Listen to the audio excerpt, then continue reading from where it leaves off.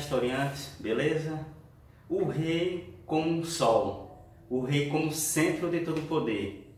Essa descrição nós podemos utilizar no absolutismo, que será o tema da aula de hoje. O rei como centro de todo o poder foi uma das grandes vantagens que a burguesia teve durante a transição da Idade Média, onde o poder era descentralizado, para um poder central que poderia unificar o reino em torno de uma só pessoa, no caso, o rei. Bem, para ocorrer essa unificação, ocorreram diversos fatores e diversas teorias para embasar o absolutismo real. Um dos teóricos que bem utilizou as suas palavras para embasar o que é ser um monarca ou um governante foi Maquiavel. No seu livro O Príncipe, ele dá uma explicação de como a pessoa pode se tornar o governante e como ele pode também manter o poder para si. Essa teoria ela é bem prática durante o período em que Maquiavel escreveu o livro, que foi um período bem conturbado das repúblicas italianas. Outro teórico que também falou sobre o absolutismo foi Thomas Hobbes. No seu livro Leviatã, ele descreve que os homens eles tinham por si, pela sua natureza, uma atitude agressiva de um com o outro, ou seja, de entrar em conflito generalizado. E seria necessário um contrato social, ou seja, uma instituição que unisse todos os homens em prol de um fato ou em prol de um reino. Ou seja, unificar os homens que estavam em guerra em prol da ascensão da nação. Outro teórico também que descreve o que é ser esse rei como centro de tudo foi o cardeal Jacques Bossuet. Ele descreve que o rei ele tem um direito divino de governar as pessoas, ou seja, o rei, por ser um abençoado de Deus, ele não devia aos seus súditos o que deveria fazer, ou seja, todos os seus atos ele deveria prestar somente a Deus e não aos seus súditos, ao povo.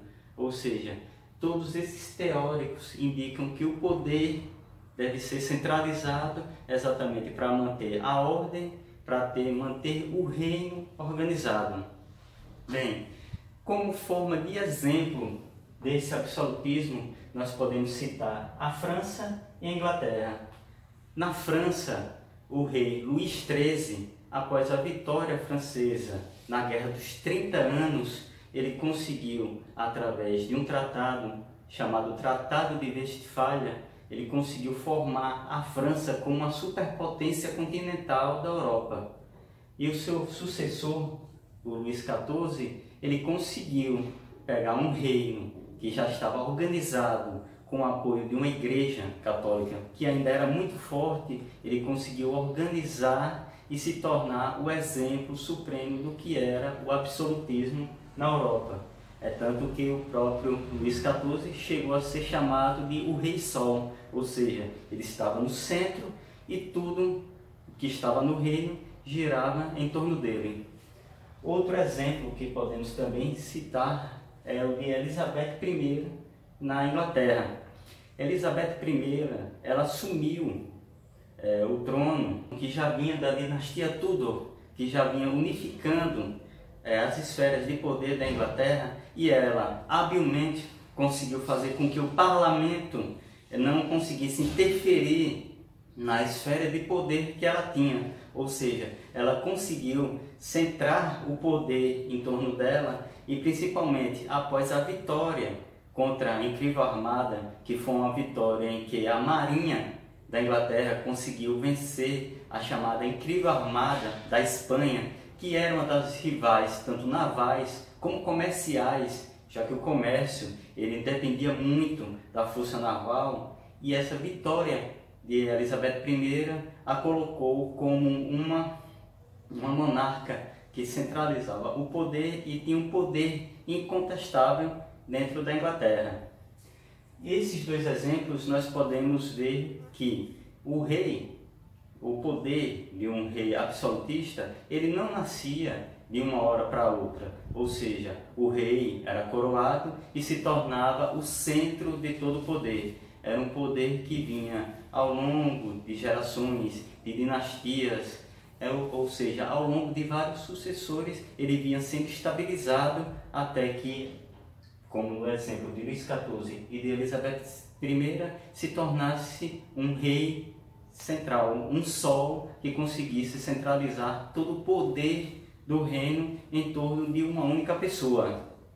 Contudo, mesmo com esse poder central, esse poder absoluto, ele começou também a prejudicar a burguesia.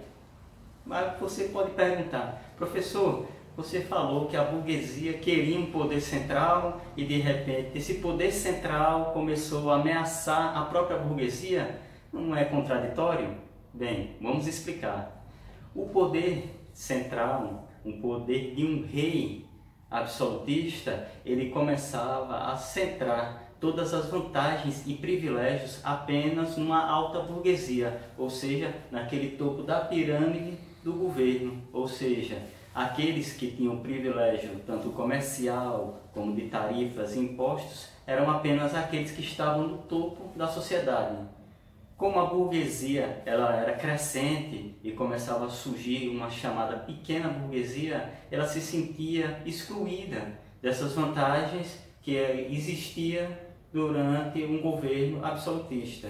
E essa sociedade ela começou a contestar esse poder central, esse poder absoluto na mão de apenas uma pessoa. Na Inglaterra nós tivemos dois exemplos de revolução que foram de encontro ao poder absolutista. A primeira delas foi a Revolução Puritana de 1642. Nessa revolução, os calvinistas, que eram os protestantes que viviam na Inglaterra e eram chamados de puritanos, eles formavam uma pequena burguesia.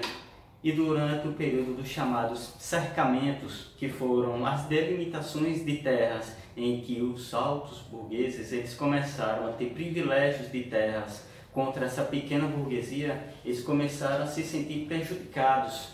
E além disso, como uma pequena burguesia, eles não tinham direito a utilizar frotas navais ou mercantes para exportar os seus produtos. Além disso, o rei Carlos I, ele sem autorização do parlamento da Inglaterra, que era um parlamento muito forte, ele tentou criar esses impostos que recaíam sobre essa pequena burguesia. Esse foi exatamente uma gota d'água que fez transbordar toda uma revolta popular contra um rei absolutista inglês. O líder dessa revolução foi Oliver Cromwell. Ele liderou o exército revolucionário contra Carlos I e ele conseguiu derrubar Carlos I. Esse rei, ele acabou literalmente perdendo a cabeça, ele foi decapitado e Oliver Cromwell ele assumiu o poder juntamente com o parlamento.